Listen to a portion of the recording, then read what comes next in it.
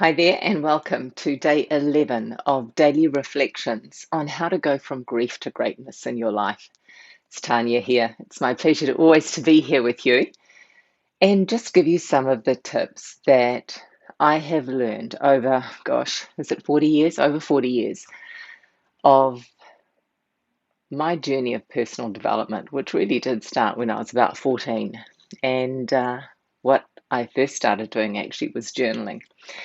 So, I'm going to talk to you a little bit about the journey with food.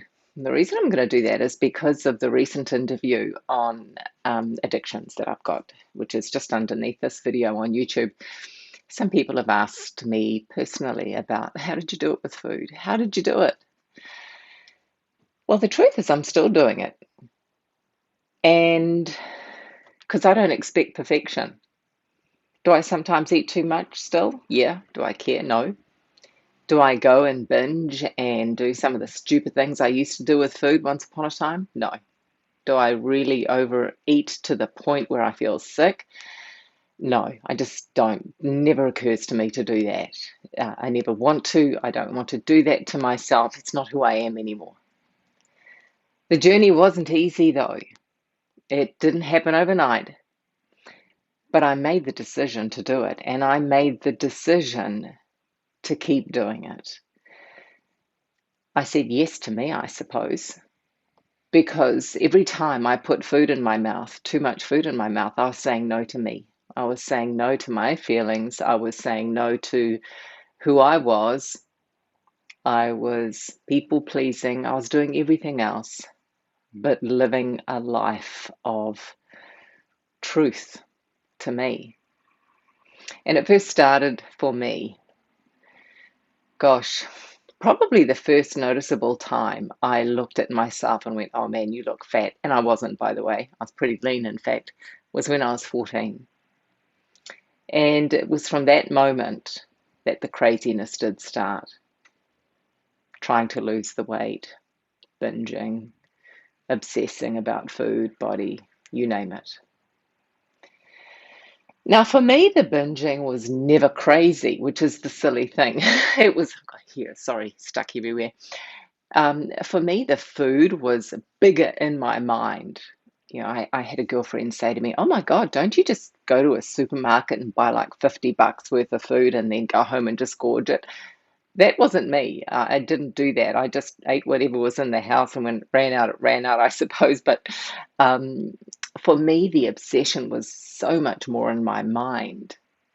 Didn't mean that I didn't do stupid things with food. Yeah, I really did. And it was a really difficult thing to get around, because the truth is you need to eat every day. You need to face food every day. It's sometimes it's easier to say, no, I'm never going to have that or do that again.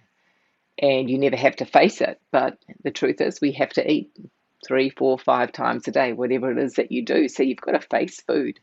So it's not always that easy. And I'm sure those of you who are struggling with it know that you've still got to eat and face it and that.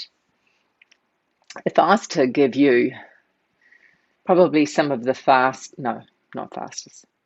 If I was to give you the things that I feel were the foundational building blocks, tools, strategies that have worked for me in order for me to overcome this,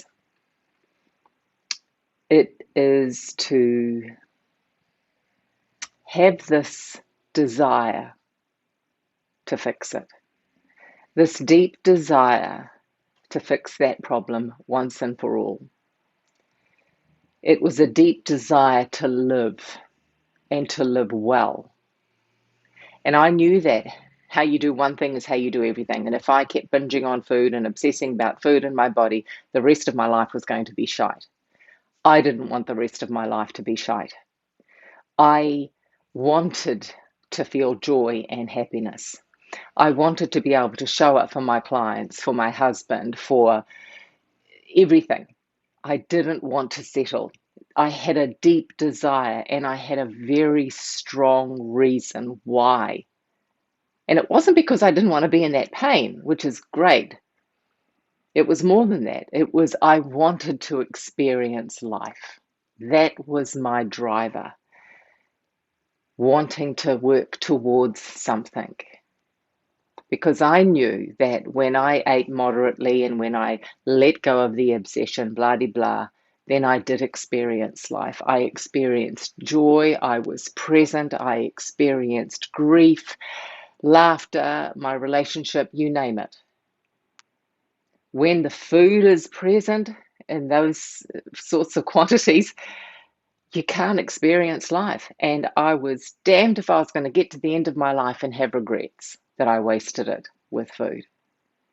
That was my biggest driver. I had a very, very strong reason why I wasn't going to waste my precious life and my health. And when you see so many people, I've had so many people in my life facing terminal illnesses, many of them gone. You go, gee, those people fought for every breath. And here am I, given life, given a beautiful, healthy body, and I want to wreck it. That was a big driver too. So find your why, find your reason, work towards it. Don't let anything stop you.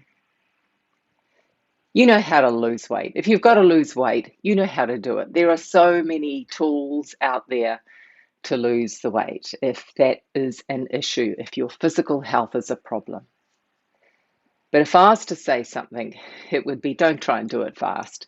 Don't do a quick fix. Don't do something that you can't stick to for life.